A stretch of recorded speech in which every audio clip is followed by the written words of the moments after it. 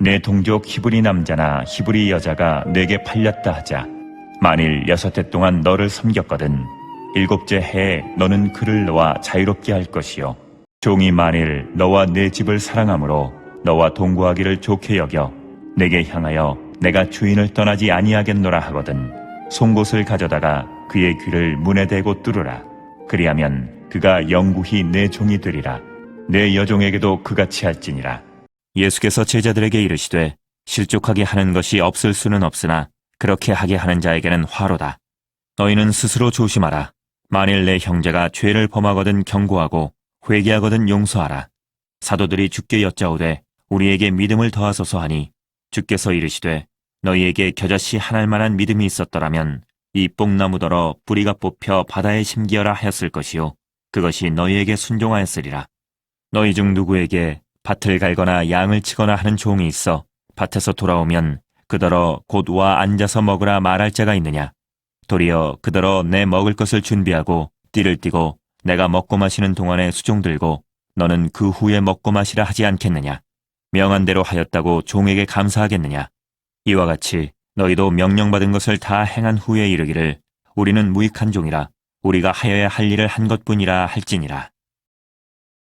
주인과 종 시리즈의 연장으로 오늘은 겨자씨 한 알처럼 작은 섬김, 그 종으로 사는 믿음의 순종이 어떻게 거대한 그 뽕나무를 바다에 심기는 능력이 되는지, 세상 속의 새 생명, 영생을 전하고 복음이라는 그 이치, 그 사실을 배우는데 필요한 믿음과 종 두 가지 소제목을 가지고 보려고 합니다.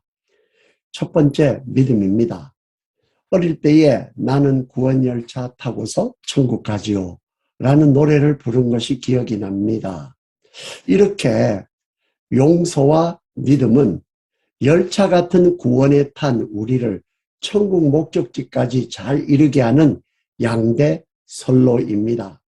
용서라는 선로는 예수가 십자가 고난을 통과한 것을 수동적인 순종이라고 하는데 그 순종을 통해서 우리를 종으로 누르던 그 무거운 죄짐, 사망과 저주와 그 형벌을 단번에 해결하고 주신 선물입니다. 또 그 반대편에 있는 믿음의 선로는 그리스도가 의를 행하신 능동적인 순종이라고 합니다. 그것을 결과로 우리를 의롭다고 불러주신 칭의가 이루어졌습니다. 이 칭의는 그리스도의 그 의를 믿음이라는 내 신용카드에 적립해서 사용하는 권한의 됩니다. 예수는 이 능력을 우리에게 주려고 육신의 몸으로 다시 부활하시고 교회를 담보물로 주셨습니다. 그런데도 왜 우리 신앙이 힘을 잃고 기쁨과 능력을 체험하지 못할까? 제자들이 믿음에 대해서 두 가지 그릇된 오해가 있었다고 예수가 말해주는 것을 누가가 이렇게 표현을 해서 기록해 줍니다. 이 두 가지 그릇된 오해가 신용불량자처럼 우리의 신앙생활을 초라하게 만들었다는 말입니다. 첫 번째 그릇된 오해는 제자들이 믿을 대상인 예수를 빤히 쳐다보면서 우리에게 믿음을 더하소서라고 말합니다. 예수를 제끼고 무엇을 자꾸만 보태고 더해야 안심이 되는 그런 믿음은 예수를 믿는 믿음이 아닙니다. 예수가 없이도 혼자 설 수 있다는 믿음은 자기를 믿는 신념이지 예수를 신뢰하는 믿음이 아닙니다. 성경과 언약을 지키는 하나님을 통해 나타난 예수를 믿는 그 믿음만이 예수를 믿는 믿음이고 이런 믿음만이 절망적인 순간에서 인생에 정말 답답한 아무것도 그동안 의지했던 것들이 다 없어지는 그 순간에서라도 구원을 이루어가는 천국을 향하게 하는 천국을 경험하게 하는 영생, 새로운 생명, 새 생명으로 역사합니다. 두 번째, 제자들이 가졌던 그 오류는요. 작은 일에는 작은 믿음, 큰 일을 하려면 큰 믿음이 필요한 것으로 오해했습니다. 겨자씨 한 알이 땅에 심겨져서 자라는 것은 내가 믿고 안 믿고가 아니라 하나님이 창조 언약으로 그 안에 심겨진 생명의 그 이치로, 그 순으로 자라는 것입니다. 마찬가지로 나무가 뽑혀서 물 위에 심기는 것도 사람이 크게 믿었다고 되고 적게 믿었다고 안 되는 그런 종류의 성격이 아닙니다. 겨자씨만한 일을 할 때에는 겨자씨만큼의 그런 작은 믿음이 필요하고, 뽕나무만한 일을 할 때에는 뽕나무만치 큰 믿음이 필요한 게 아니라는 말씀입니다. 다윗이 골리앗과 싸운다고 큰 집채 많은 돌이나 짱돌을 구해서 던진 게 아니었습니다.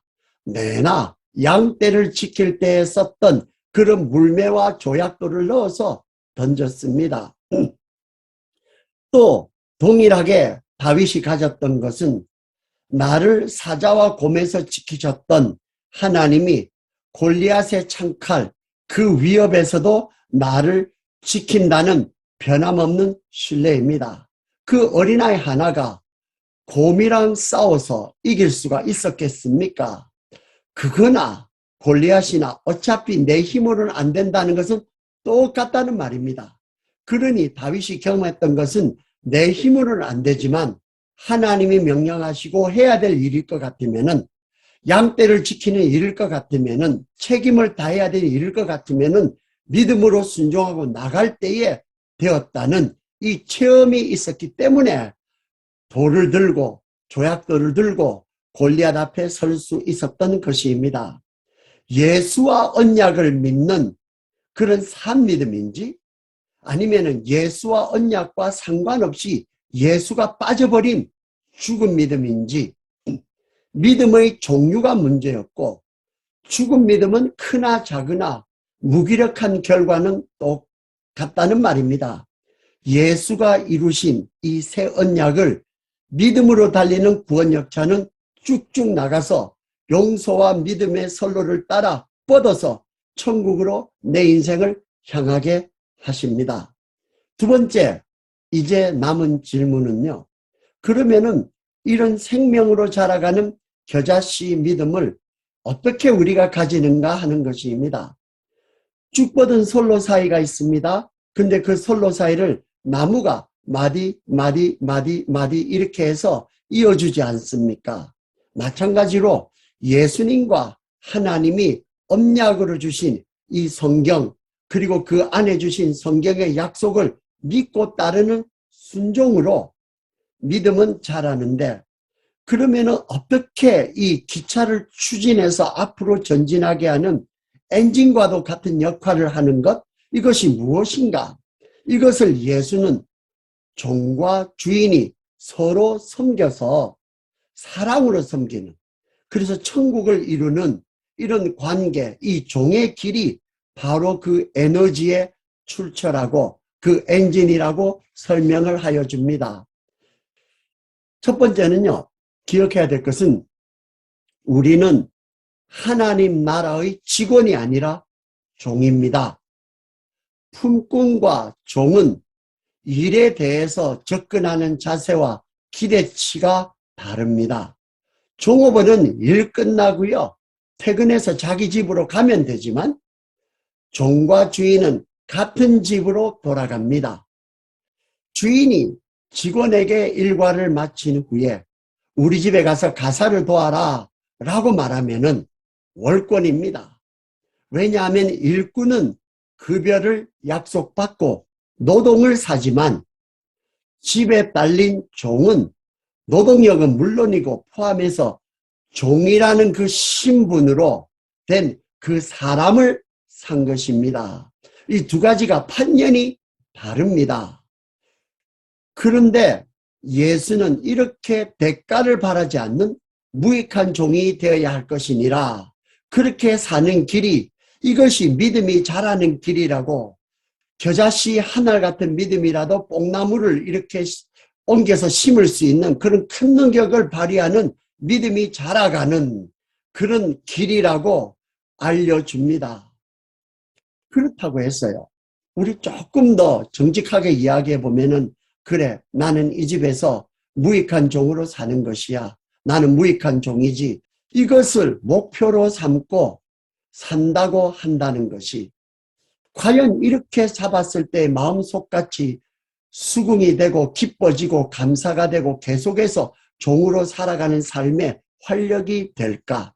이것이 그 믿음을 점점 이렇게 덮어 씌우는 것이 아니라, 돌처럼 무더기로 쌓는 것이 아니라 나무가 자라듯이 자라게 하는 이런 성장되는 그런 믿음이 될까? 이것이 실제로 가능할까? 저는 불가능하다고 생각합니다. 그러면 예수가 하시는 말씀이 무엇일까?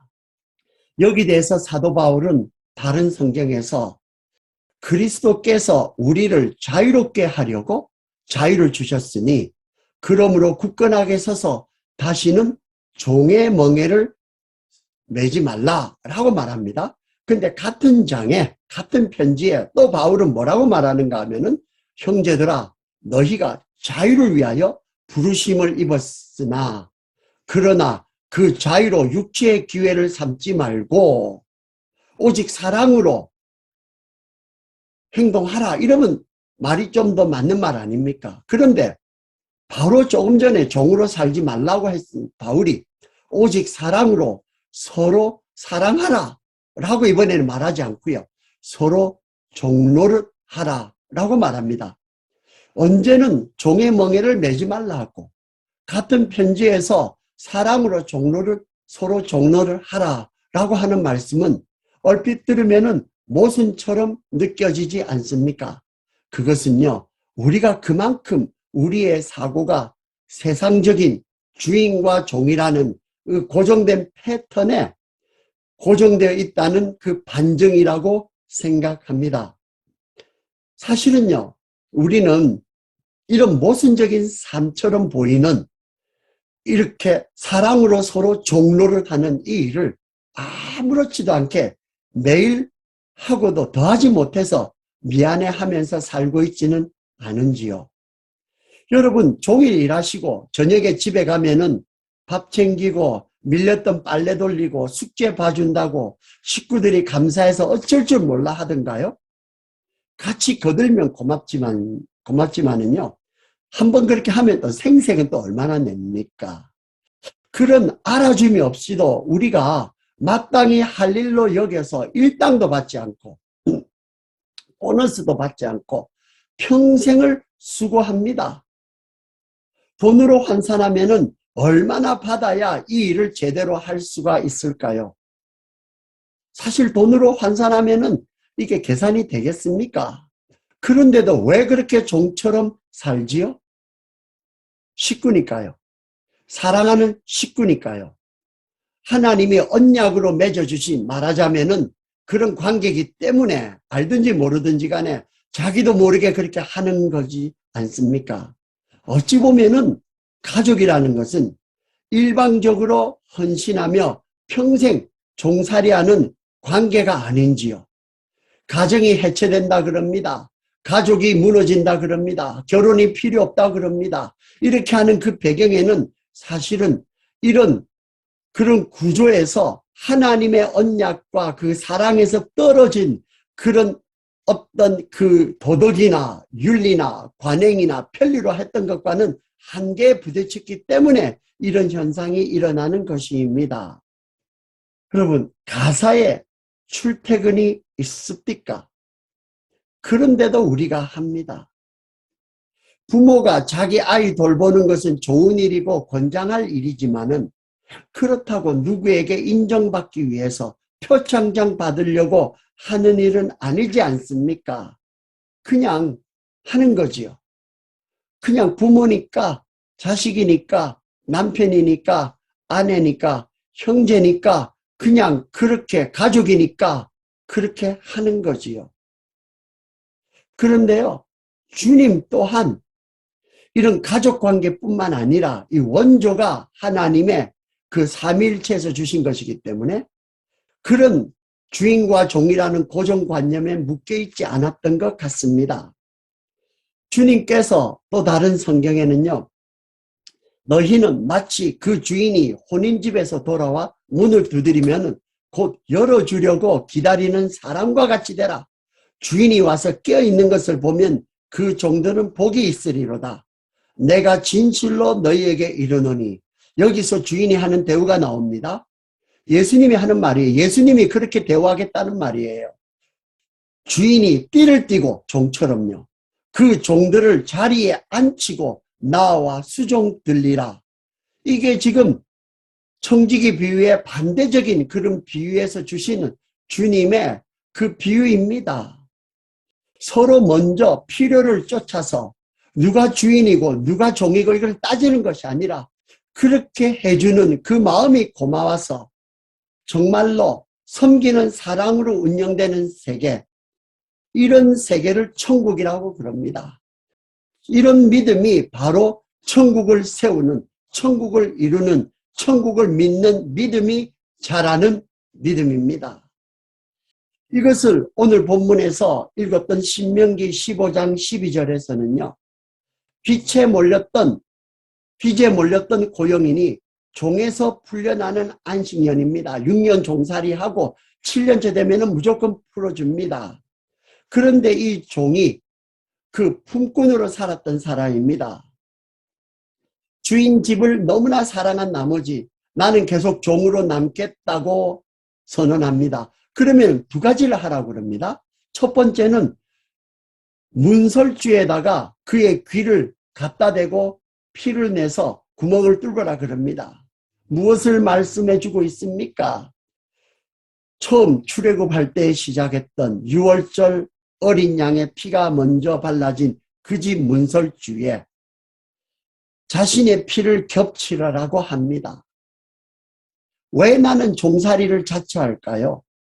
그것은 하나님께서 스스로, 그는 하나님의 본체시나 스스로 종의 형체를 가져 자기를 낮추신 그런 섬김 때문에, 그것을 먼저 나를 사랑해 주었기 때문에 그것이 나로 하여금 감격해서 종으로 내가 자청해서 살게끔 하는 마음을 일으킵니다.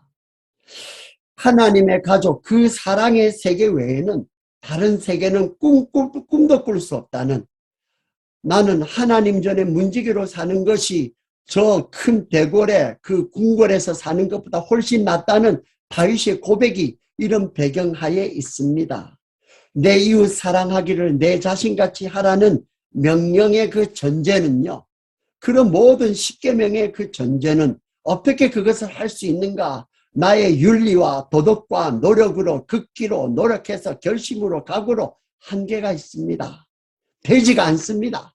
근데 그 감격에, 그런 내 마지막에 하고 난 다음에 나는 정말로 무익한 종이라는 이 고백의 전제에는요. 나는 너를 애굽 땅 종되었던 집에서 인도하여 낸 너의 하나님 여호와로라. 하나님이 자기 이름을 밝혀주신 십계명의 그 서문, 모든 명령에 우리가 하는 행동에 그런 모든 기초, 그런 디딤돌, 그런 모든 그 심장에 피가 돌게 하는 그런 원천에는 하나님의 희생, 하나님의 순종, 하나님의 종되심이 있었기 때문에 한다는 말입니다.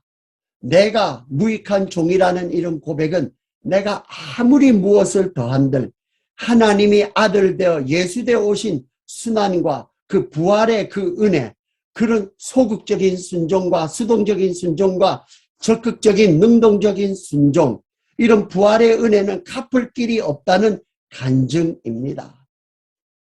종의 귀를 그 문설주에 대고 뚫으라고 합니다. 다른 데도 할 수 있지 않습니까? 우리 그냥 하는 대로 뭐 손가락에 피를 내어서 이렇게도 할 수 있지 않습니까? 그런데 하나님께서는 하필이면 귀를 뚫어서 문설주에 대라고 그럽니다. 순종은 행동을 따름이지만 청종은 원에서 마음의 소원이 담겨진 행동 순종입니다. 주님께서 시간이 있을 때마다 요한계시록에도 귀 있을 자는 들을지언정, 귀 있을 자는 들을지언정 하는 이 말씀의 포인트는요. 소원이 있는 사람은, 내 말을 듣고 싶은 사람은 이 말이 들릴 것이고, 내 말이 듣고 싶지 않은 사람은, 관심이 없는 사람은 여기 대해서 말이 들리지 않을 것이다 라는 말씀입니다. 원해서 하고픈 사람은 들릴 것이고 원하지 않는 사람은 안 들릴 것이다. 원해서 들리는 사람은 그릇이 뚜껑이 담겨져 있는 것이고 원하지 않는 사람은 그릇이 거꾸로 덮여져 있는 것이니 아무리 폭포수가 내려오더라도 비가 오더라도 거기에 물이 담겨지지는 않습니다. 요한 1서에서는 이렇게 결론을 짓습니다. 사랑은 여기 있으니 우리가 하나님을 사랑한 것이 아니요 하나님이 우리를 사랑하사 우리 죄를 속하기 위하여 화목 제물로 그 아들을 보내셨습니다. 사랑하는 자들아, 하나님이 이같이 우리를 사랑하셨은즉 우리도 서로 사랑하는 것이 마땅하도다. 여러분, 내가 종되는 것이 억울하면은 본전 생각날 때마다 나에게 대해서 종으로 섬기고 난 다음에도 알아주지 않고 멸시받고 천대받고 십자가에서 죽으시고 난 다음에도 무엇이 모자라서 알아주지도 않을 우리를 위해서 다시 부활하신 예수를 생각하실 때에 우리는 나는 무익한 종이라 라는 이 말 정도가 아니라 주님 감사합니다. 이 말 외에는 할 수 없는 우리가 됩니다. 종의 도로 사랑의 속에 속해서 천국으로 이 구원 열차를 용서와 믿음으로 쭉 승리하시는 여러분 되시기를 예수의 이름으로 축원합니다. 기도하겠습니다. 주님 은혜 감사합니다. 저희들에게 이 구원을 이렇게 섬세하게 귀가 있을 자는 들을지언정. 주님, 오늘 이 말씀을 들을 때에 저희 마음에 소원이 바뀌게 하여 주시옵소서. 세상의 헛된 욕심과 부귀와 명예와 그런 질투로 가득 채워진 오물 같은 것으로만 채워진 우리들의 그 그릇을 주여 주의 말씀으로 다 씻겨 놓으시고 십자가의 피로 담기게 하시고 예수와 예수께서 주시는 이 소원이 될 수 있도록 우리 귀를 열어 주시옵소서. 이제는 우리 주 예수 그리스도의 놀라우신 은혜와 하늘아버지의 극진하신 사랑하심과 성령님의 감화감동 교통 충만케 하시고 온전히 우리를 종의 자리로 종으로 섬기며 기쁨으로 섬기기를 원하고 각오하는 주의 백성들, 그들의 섬김을 받아서 새 생명으로 변화될 그들의 생애와 가족과 교회와 일터와 이웃 위에 오늘 하루 왼종일 이번 주간 내내 우리의 남은 평생 뭉토록 함께 있을지어다. 아멘.